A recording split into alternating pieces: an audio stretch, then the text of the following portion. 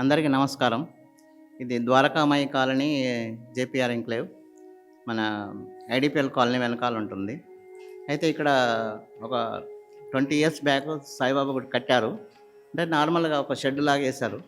అప్పటి నుండి డెవలప్‌మెంట్ చేయని లేకుండా అలానే కంటిన్యూ అవుతూ వచ్చింది. అయితే 2023లో సెపరేట్‌గా ఒక టెంపుల్ కమిటీ ఉండాలని నిర్ణయించుకొని టెంపుల్ కమిటీ ఫార్మ్ చేశారు.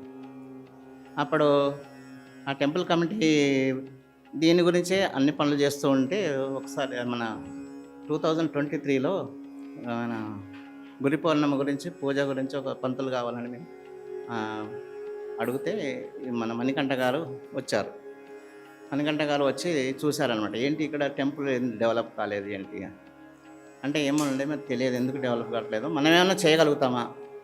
మీరేమైనా చేయగలుగుతారా అని అంటే, సరే చేద్దామండి. మా 41 డేస్ సర్వరక్ష పూజ చేసేద్దాం. సర్వరక్ష పూజ చేద్దాము.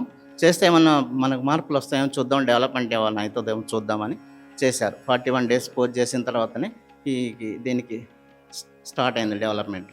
అప్పటి నుండి 2 ఇయర్స్లో టెంపుల్ ఇంతవరకు వచ్చింది. ఇవాళ విగ్రహ ప్రతిష్ట వరకు చేరుకుందంటే అది మణికంఠ గారి సంకల్పమే.